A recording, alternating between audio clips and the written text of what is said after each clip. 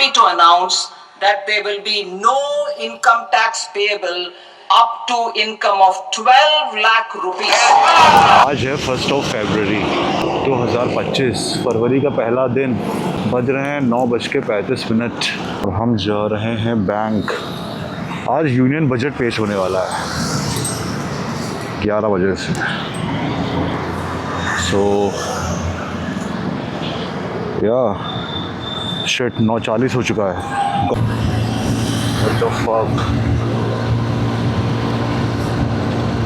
9:42 हो रहा है and we have just reached jail road चौराहा।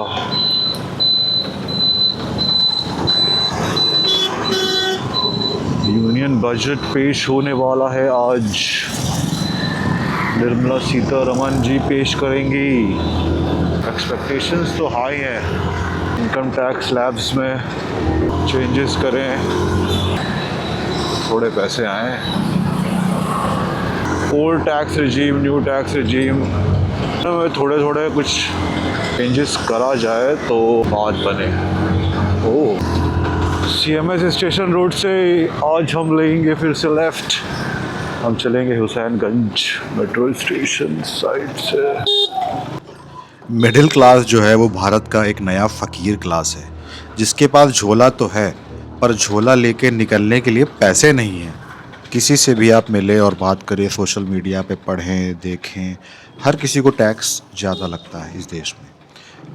हर कोई टैक्स और GST से परेशान तो है, लेकिन सवाल ये है कि क्या केवल टैक्स की दरों में कटौती करने से मिडिल क्लास के हाथ में उपभोग के लिए पैसे आ जाएंगे?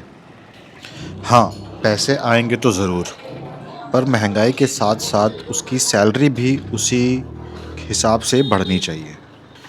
जब तक GST कम नहीं होगी, महंगाई के अनुपात में सैलरी नहीं बढ़ेगी, तब तक केवल टैक्स से उसे कितना फ़ायदा होगा ये जानना बहुत मुश्किल है। हर तरफ सोशल मीडिया पे, अखबारों पे टैक्स के सर्वेज़ हो रहे हैं। बड़ी बड़ी कंपनियों के CEO से सर्वे कराया गया, जिनमें उनसे पूछा गया कि गवर्नमेंट की टॉप प्रायोरिटी क्या होनी चाहिए टू बूस्ट ग्रोथ। तो 86.7% ऑफ टॉप के कंपनियों के CEO ने कहा है कि टैक्स रजीम को और सिंप्लीफाइड करें। दबे शब्दों में उन्होंने कहा है कि टैक्स बहुत ज़्यादा है, कृपया करके टैक्स कम किया जाए। 9:52 पे हम बैंक एंटर किए थे। हाँ जी, तो महंगाई, कम कमाई और GST के बोझ से दबे मिडिल क्लास को टैक्स में राहत मिलती नज़र आ रही है। अरे मिल गई राहत।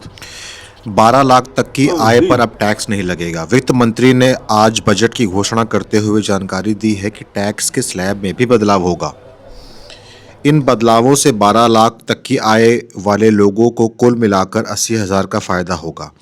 तो आज था 1 फरवरी 2025 और आज पेश हुआ था यूनियन बजट 2025-26 फाइनेंशियल ईयर के लिए।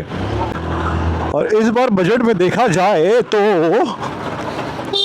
इंफ्रास्ट्रक्चर पे फोकस ना करके कंजम्पशन पे ज़्यादा फोकस किया गया है। अनुमान है कि सरकार के इस फैसले से 2 करोड़ से अधिक करदाताओं को लाभ होगा।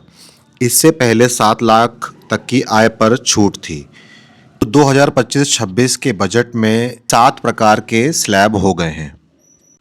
0 से 4 लाख तक 0% टैक्स लगेगा, 4 से 8 लाख तक 5%, 8 लाख से 12 लाख तक 10%, 12 लाख से 16 लाख तक 15%, 16 से 20 लाख तक 20%, 20 से 24 लाख तक 25%, 24 लाख से अधिक पर 30% टैक्स लगेगा।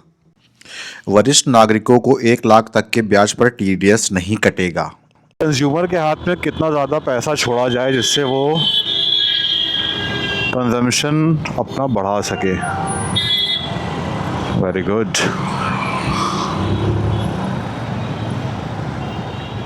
सितंबर 2019 में कॉर्पोरेट टैक्स को घटाया गया था 30% से 25%। इस उम्मीद से कि कॉर्पोरेट निवेश करेगा और नौकरियां देगा। टैक्स में राहत तो मिली है, लेकिन कॉर्पोरेट को जो राहत मिलती आ रही है उसको नहीं छेड़ा गया।